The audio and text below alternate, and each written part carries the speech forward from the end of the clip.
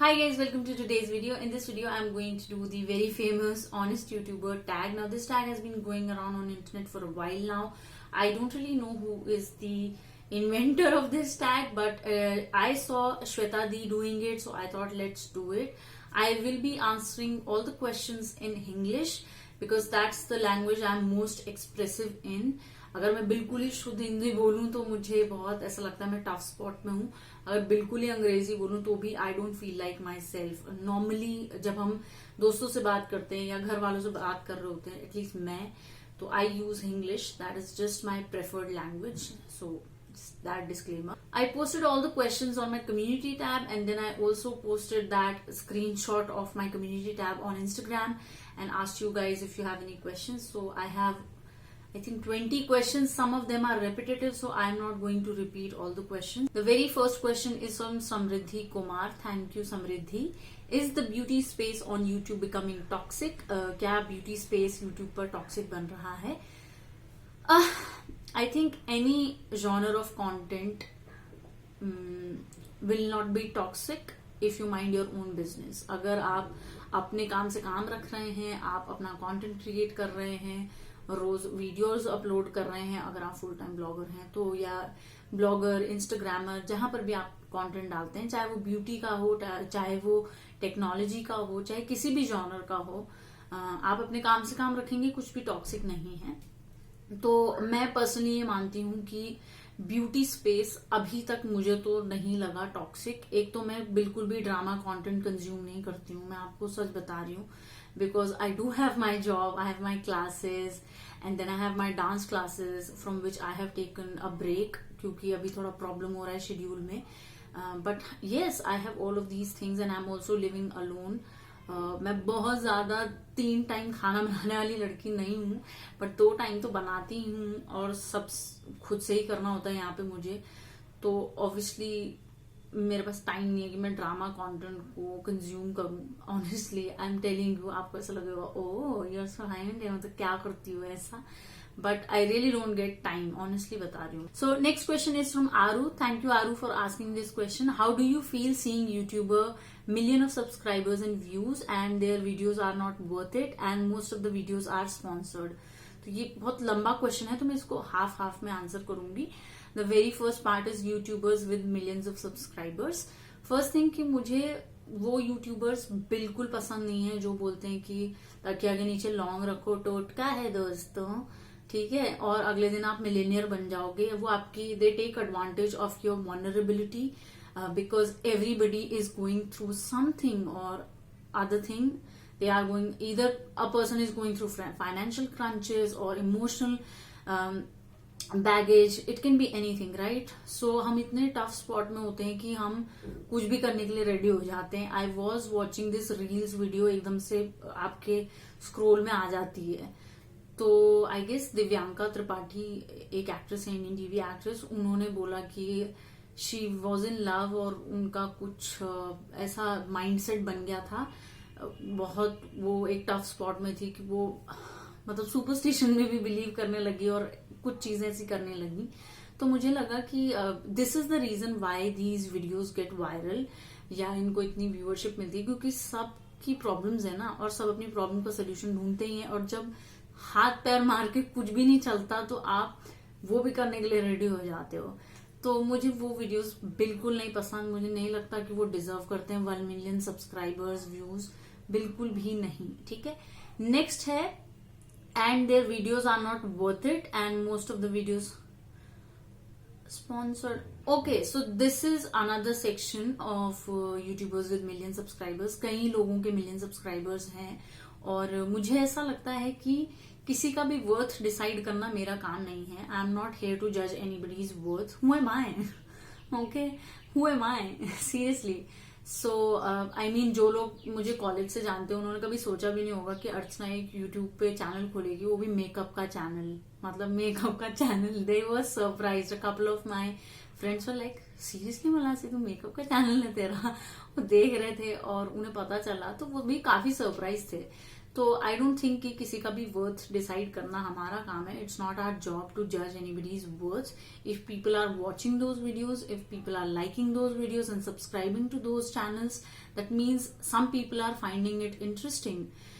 And कई सारे लोगों की वीडियो जो है लोग इसलिए देखते हैं क्योंकि उनको उस इंसान की पर्सनालिटी पसंद होती है. कई लोगों को सिर्फ लोग इसीलिए देखते हैं, उन्हें कुछ मतलब नहीं है कि आप प्रोडक्ट के बारे में बात कर रहे हो, क्या कर रहे हो. उनको बस आपकी पर्सनालिटी पसंद है, आपके बात करने का तरीका हो सकता है, आप कैसे कपड़े पहनते हुए वो पसंद हो सकता है, आपको आपका लाइफस्टाइल कैसा है.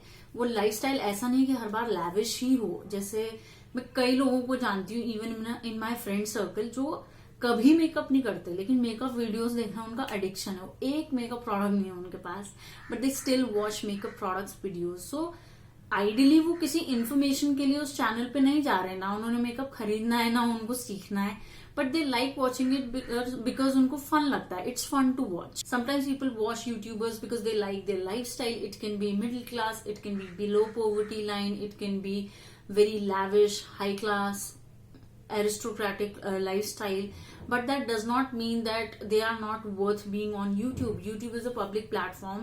आपको यहाँ पर पंडित जसराज से लेकर हर कोई बंदा मिलेगा, ठीक है. यहाँ पर सेलिब्रिटीज भी हैं, यहाँ पर बिल्कुल बिलो पॉवर्टी लाइन वाले लोग भी मैंने देखे हैं जो मोबाइल से वीडियोस बना रहे हैं, और मिडिल क्लास लोग भी हैं, अपर मिडिल क्लास लोग भी हैं. सो आई डोंट थिंक कि हम किसी का भी वर्थ यहाँ पर जज कर सकते हैं. बट सिंपल एक लॉजिक है कि आपको YouTube ऑप्शन देता है कि जिस तरह का कंटेंट आप कंज्यूम करते हो, the kind of content that you consume, YouTube starts recommending you that kind of content.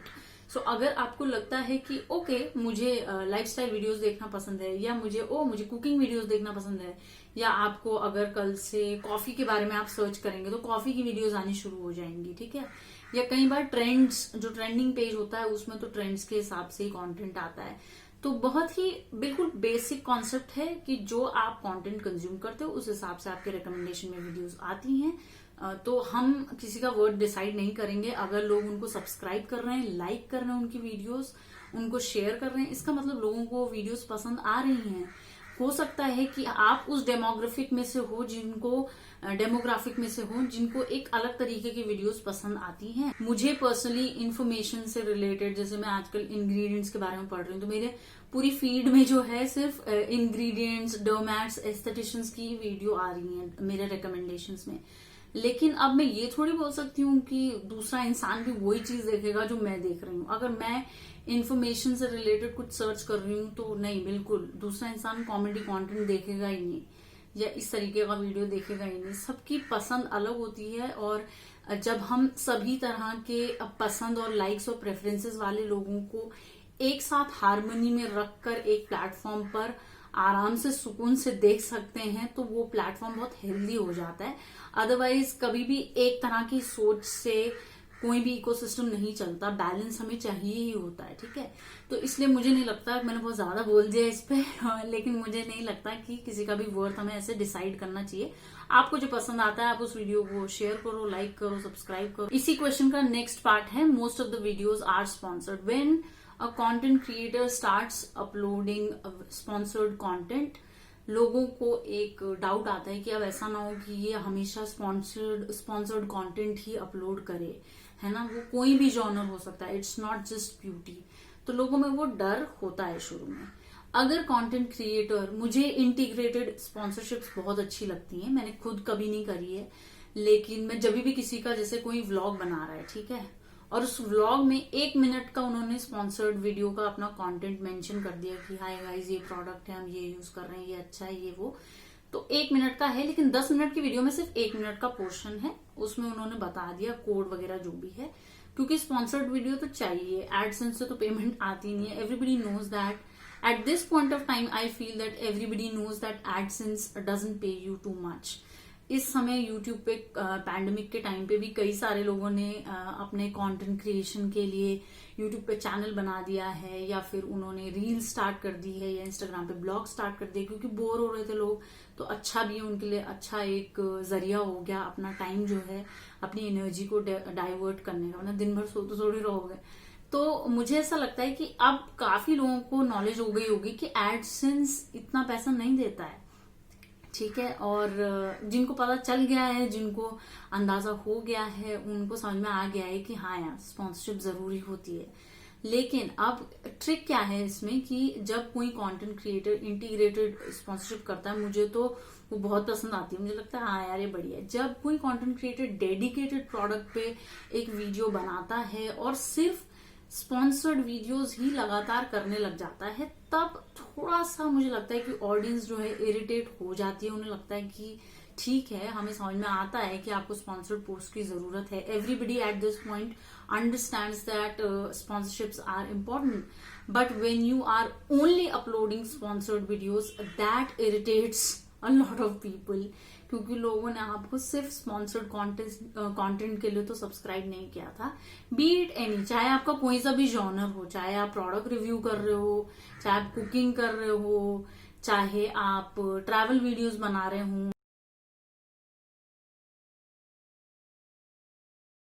हम बात करेंगे सोल्यूशन की। ओके, सो इंडिया में there are no FTC guidelines. Okay, आप देखेंगे बाकी कंट्रीज में, अमेरिका वगैरह में, यहाँ पर FTC गाइडलाइंस हैं। अब FTC गाइडलाइंस क्या है? A YouTuber has to disclose their sponsorship in their video and in the description of their video. ठीक है, इंडिया में क्या है कि या तो डिस्क्रिप्शन में डालते हैं, जो कि मुझे लगता है कि ठीक है, कम से कम बता तो रहे हैं ना।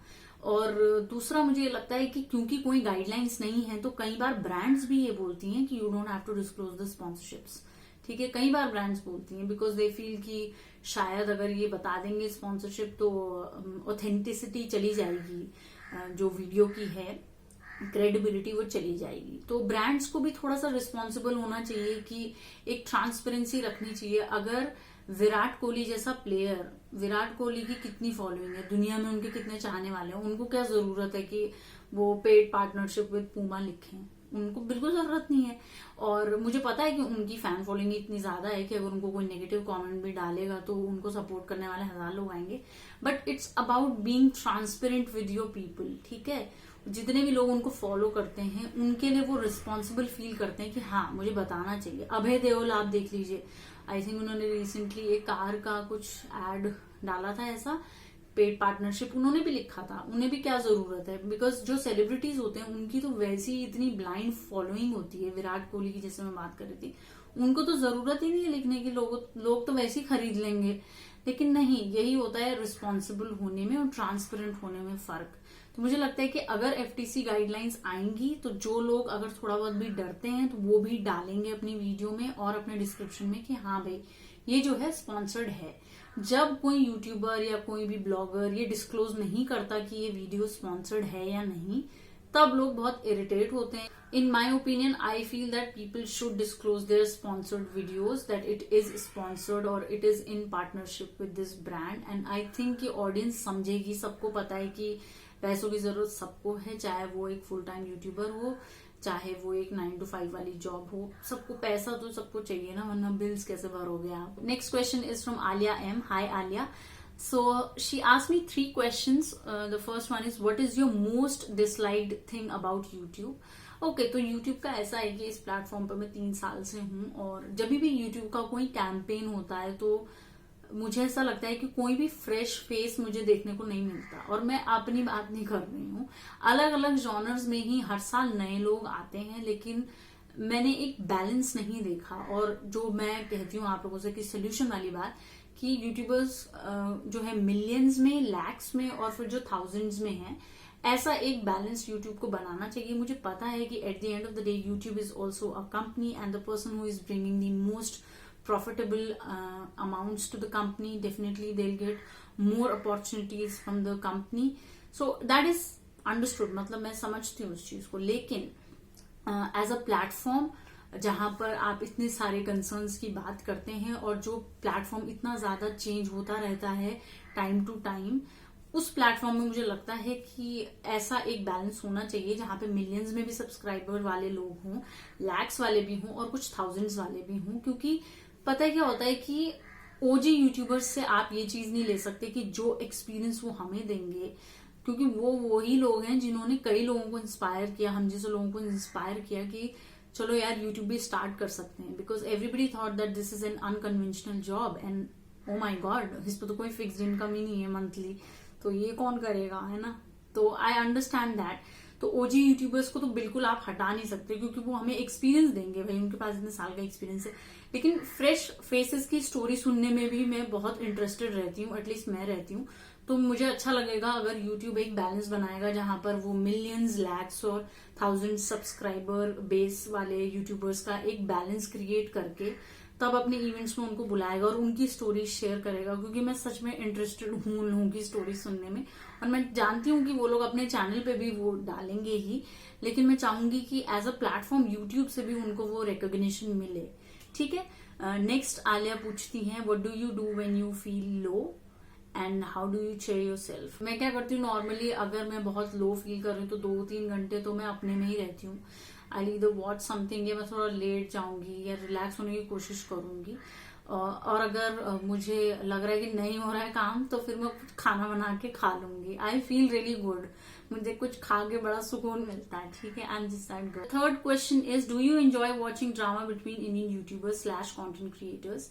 I do not consume drama content at all. अगर मुझे थंबनेल से ही दिख रहा है कि मतलब किसी का नाम दिया गया है थंबनेल में, या ऐसा कुछ हो सकता है जो बहुत नेगेटिव है, तो अगर थंबनेल में क्लियरली किसी ने बोल दिया है कि भाई ड्रामेटिक वीडियो है और उसमें लिख ही दिया है टेक्स्ट में, तो फिर मैं क्यों वो जाकर देखूंगी, तो तब तो क्लियर है। अगर थंबनेल में नहीं है और अंदर जाके पता चले तो वो अलग बात है। मुझे ये चीज भी बड़ी अच्छी लगती है कि इंडियन यूट्यूबर्स जनरली किसी का नाम नहीं लेते, कि अगर आप मुझसे पूछो कि कौन है वो यूट्यूबर जो आपको पसंद नहीं है, तो मैं किसी का नाम नहीं लूंगी कभी भी, बिकॉज मुझे आइडियोलॉजी जो है वो अलग लगती है अपने से। फॉर एग्जाम्पल मैं आपको दे रही हूँ कि जो लोग स्किन वाइटनिंग प्रमोट करते हैं, उस पर स्पॉन्सर्ड वीडियोस बनाते हैं, या फिर इन जनरल वाइटनिंग के लिए कहते हैं कि whitening, skin whitening is very important for you, मुझे उन लोगों के लिए रिस्पेक्ट नहीं आती। मैं यहाँ इस प्लेटफॉर्म पे झूठ बोल सकती हूँ कि ओ सबको एक साथ होना चाहिए, वो I am all about positivity, लेकिन मैं इस चीज से अग्री नहीं करती। ठीक है, ये मेरी विचारधारा है, ये मेरी आइडियोलॉजी है। जरूरी नहीं है कि आप इससे अग्री करें ही करें, आप इससे डिसअग्री भी कर सकते हैं, और मैं आपकी डिसअग्रीमेंट का भी रिस्पेक्ट करूंगी। ठीक है, मैं ये नहीं बोलूंगी कि नहीं आपको मेरी बात माननी पड़ेगी, नहीं, because we are social animals, right. अगर हमारा डिफरेंस ऑफ ओपिनियन नहीं होगा तो हम सोसाइटी ऐसे ही बनती है, सोसाइटी में अलग अलग ओपिनियंस होते ही हैं। और यूट्यूब को आप जितना भी बोल लो वर्चुअल प्लेटफॉर्म है, लेकिन आते इसमें वही लोग हैं जो आपके आसपास सोसाइटी में होते हैं, अलग अलग सोच वाले लोग। तो आप अगर ये चाहेंगे कि नहीं सिर्फ जो मैं सोचती हूँ उसी तरह के लोग यूट्यूब पे होने चाहिए, it's not going to happen, right. So I like that kind of thinking rather than just taking names of people and pulling them down. And I really appreciate जब लोग अपनी आइडियोलॉजीज की बात मिलकर एक कमरे में बैठकर बात कर सकें बिना एक दूसरे का सर फोड़े। Next question is from Payal. She asked me, how has the monetization of your channel affected since the lockdown. क्या पूछ लिया लड़की। So let me just say this out loud that I was never earning monthly from YouTube. For 1 year and 9-10 months I didn't get anything from YouTube, no payments at all. It was all my money. I was working back then, I'm still working, I do have a job. I don't think that I could have survived without my job on YouTube, because I am into product reviewing and you need money to buy products, right? So I was never earning from YouTube. I started earning after 1 year and 8-9 months, and after then you have to complete this threshold of $100 every month. If you complete $100 every month, you'll get your payment every month. If you complete that threshold of $100 in 3 months, then you'll get your payment after 3 months. So I used to get my payments after 3-4 months. After every 3-4 months. If I am earning $100 in January, I'll get $7,100, $7,500, whatever dollar rate is going on in that particular period. And then February there'll be no money, March there'll be no money, April there'll be no money, January, February, March, April. Then in the month of May, I'll again complete my $100 after 3-4 months, and then I'll get again $100, and sometimes it's $100, and sometimes it's $118, $125, not more than that. So in 4th or 5th month, then I used to get my payment. In Corona, for 6 months, I didn't earn anything. So that period of 4-5 months has now even elongated. It has actually affected the AdSense of a lot of content creators out there.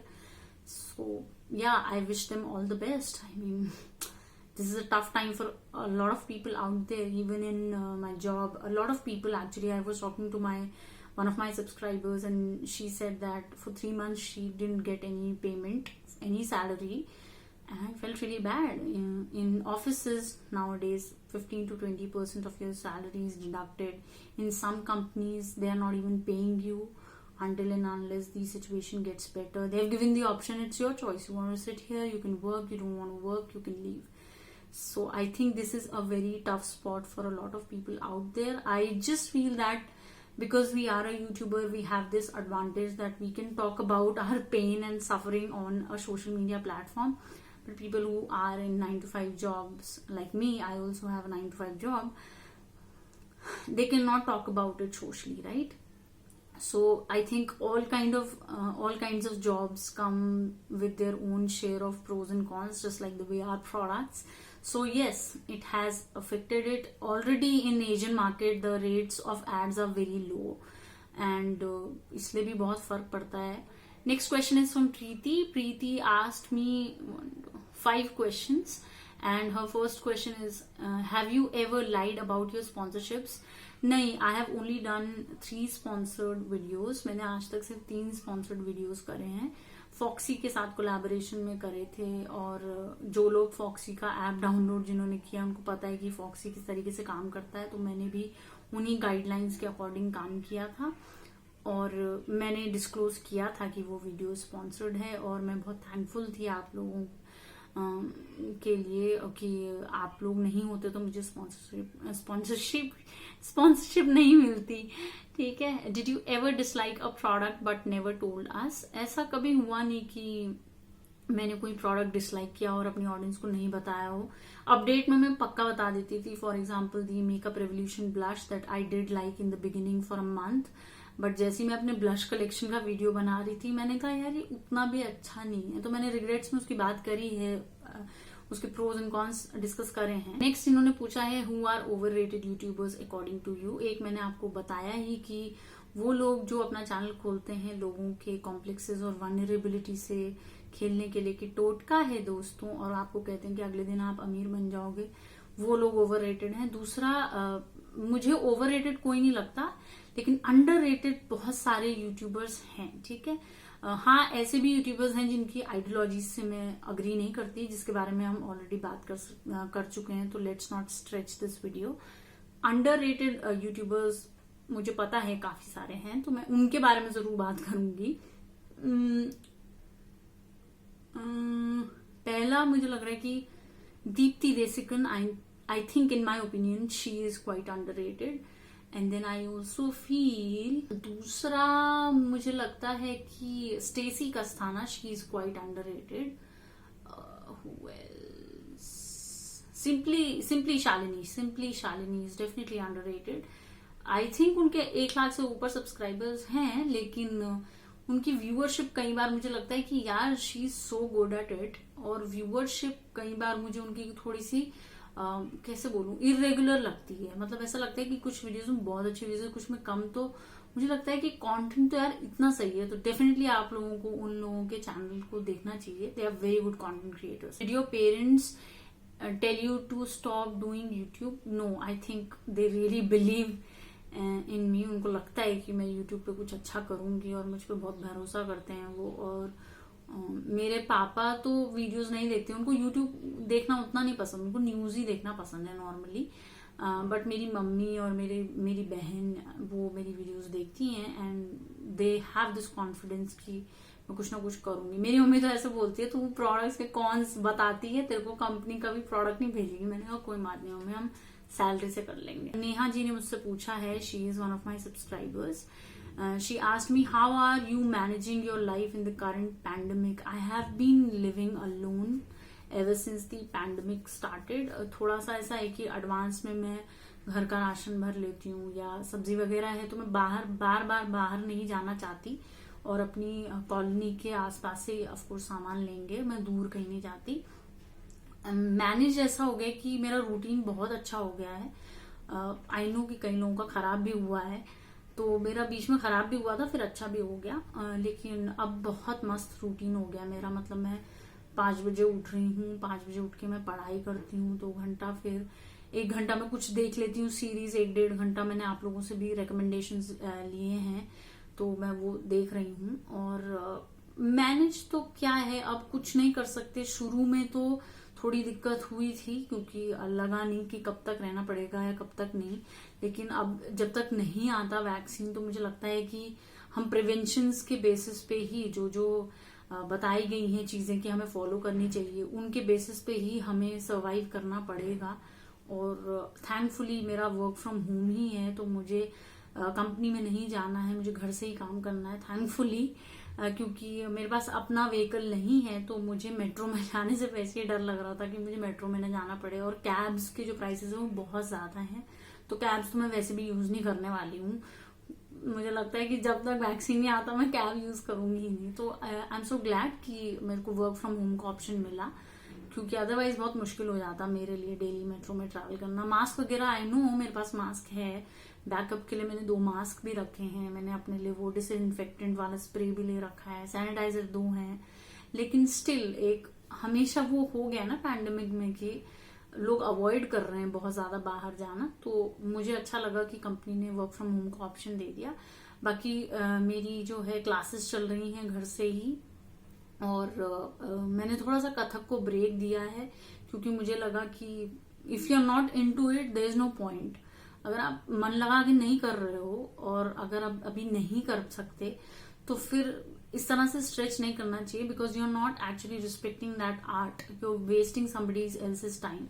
और आप अपने आप को भी ना मतलब एक उसमें रख रहे हो भ्रम में कि ओके मैं कर लूंगी, लेकिन आप उतना टाइम नहीं दे रहे। तो मैं वो टाइम नहीं दे पा रही थी कथक को, तो मैंने 1-2 महीने का ब्रेक लिया है। लक्षिता खंडूरी मुझसे पूछती हैं, hi Lakshita, thank you so much for the question. She said that you are always a truthful YouTuber, definitely you can do this, waiting for the video.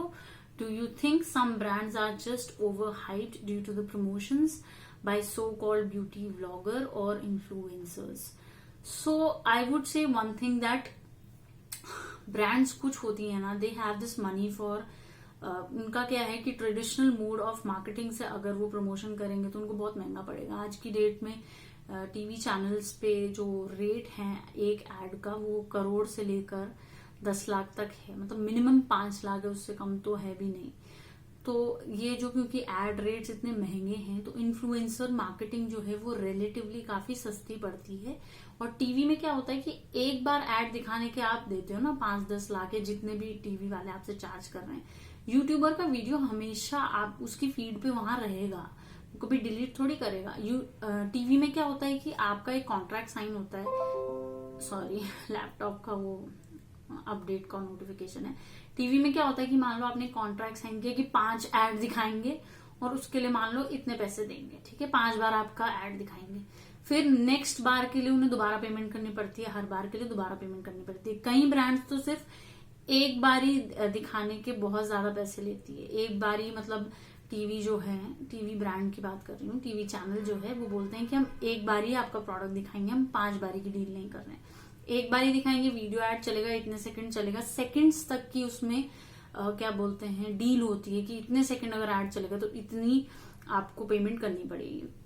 Influencer marketing comparatively बहुत सस्ती पड़ती है ब्रांड्स को, ठीक है, कंपैरेटिवली, ठीक है। और दूसरा कि अगर आप बड़े बड़े होर्डिंग्स लगाते हो, बड़े बड़े बिल बोर्ड्स पे अपने प्रोडक्ट को प्रमोट करते हो, तो लोग जाते हुए देख लेते हैं, कभी कैब में बैठे हुए ऐसे बाहर देख रहे हैं, देख लेंगे कि ठीक है चलो भाई कि रूपा का एक नया जो है वो आया है, वेस्ट आया है, लेकिन उसमें एक इन्फॉर्मेशन तो नहीं होती ना, उसमें सिर्फ पिक्चर है।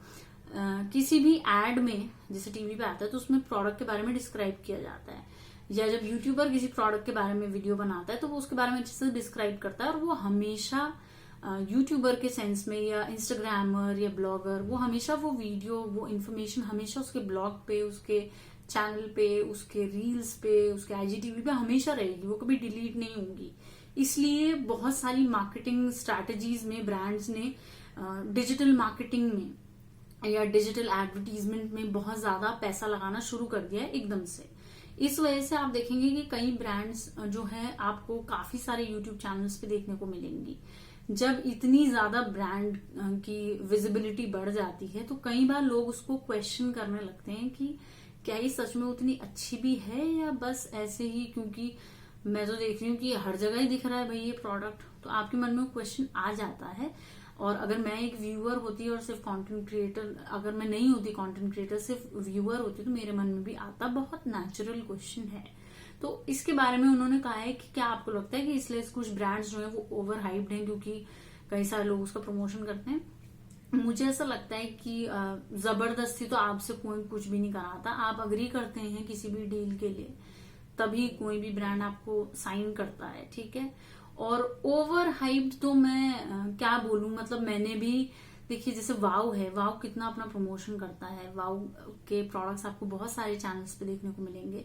और आप मेरा वाव का प्रोडक्ट देखिए तो वाव का प्रोडक्ट वाव की वीडियो देखेंगे तो आप देखेंगे उसमें जेन्युइनली मुझे 2-3 प्रोडक्ट्स पसंद आए हैं, और मैंने सब बात करी है प्रोज एंड कॉन्स, और कैसे कुछ कंपनी अगर इंग्रेडिएंट लिस्ट नहीं बताती तो वो दैट बग्स मी, ठीक है। But I don't expect everybody to think कि फ्रेग्रेंस अच्छी नहीं है, क्योंकि I have no issues with fragrance, a lot of people do not have. मेरा पॉइंट ये है कि जब बहुत ज्यादा प्रमोशन होता है ना तो ब्रांड की क्रेडिबिलिटी को कभी कभी लोग क्वेश्चन करने लग जाते हैं कि इतना क्यों इसका प्रमोशन हो रहा है, और वो एक बहुत नेचुरल रिएक्शन है। और हो सकता है कि कई ब्रांड्स हों भी ओवररेटेड, क्योंकि मैंने इंडिया में जितनी भी ब्रांड्स हैं वो सब जो है वो ट्राई नहीं करी है, तो देयर इज अ पॉसिबिलिटी कि कोई ब्रांड हो भी ओवररेटेड। लेकिन उसका सिंपल तरीका यही है कि आपको प्रोडक्ट ट्राई करना पड़ेगा। अगर आपको अच्छा लगा तो आपके लिए वो प्रमोशन काम कर गया, अगर आपके लिए वो काम नहीं किया तो आपको लगेगा कि अरे शी ट्रिक्ड मी या ही ट्रिक्ड मी। लेकिन ऐसा नहीं है, चाहे स्पॉन्सर्ड हो चाहे नॉन स्पॉन्सर्ड हो, लोग कुछ प्रोडक्ट्स को यूज करते हैं और उन पे काम नहीं करते। जैसे मैं रिग्रेट वीडियोस जब मैंने बनाई उसमें मेरी एक सब्सक्राइबर है, she said that hey Archana I really like this video and the lipstick that you're talking about, it worked on me, it wasn't drying on me at all. And I asked her that which lip balm are you using it with. She said Nivea, and I had Nivea lip balm and I tried it with that lip balm, but still it wasn't working for me. And I naturally have semi dry lips, मतलब मेरे naturally हैं drying lips. तो I would say कि जब आपके लिए कोई चीज काम कर जाती है तो वो आपके लिए अच्छा हो जाता है, जब नहीं करती तो वही प्रोडक्ट भी आपके लिए बुरा हो जाता है। और हाँ, ये तो है कि कुछ ब्रांड्स जो हैं बहुत ज्यादा मार्केटिंग में पैसा लगा रही हैं और इस वजह से लोग थोड़ा सा बग हो जाते हैं कि हर जगह इनका प्रोडक्ट देखने को मिल रहा है, तो थोड़ा सा लोग इरिटेट भी हो जाते हैं। लेकिन उनके लिए वो चीपर ऑप्शन है, इसीलिए वो उस चीज के लिए जाते हैं। ऐसा नहीं है कि उनको मजा आ रहा है या कुछ। और एज अ बिजनेस वुमेन अगर मैं देखूं, अगर मेरा बिजनेस होता, जो कि है नहीं लेकिन अगर होता, तो शायद मैं भी प्रमोशन करती। लेकिन मुझे ऐसा लगता है कि थोड़ा सा बैलेंस होना चाहिए। एक ही टाइम पे सबको बोल देना कि वीडियो डालो, या एक ही टाइम पे सभी लोगों को बोलना कि आप इसी प्रोडक्ट के बारे में बात करो, वो मुझे लगता है कि उस वजह से भी कई बार ब्रांड की क्रेडिबिलिटी पे क्वेश्चन आ जाता है, और इसी वजह से कई बार लोग क्रिएटर को भी क्वेश्चन करने लग जाते हैं। तो थोड़ा सा मुझे लगता है कि ब्रांड्स को समझना पड़ेगा कि इस तरीके से काम नहीं करना चाहिए, थोड़ा एक बैलेंस बनाना चाहिए। और क्रिएटर्स को भी ब्रांड्स को बताना चाहिए कि ऐसे काम नहीं होता है, थोड़ा सा बैलेंस तरीके से काम करते हैं।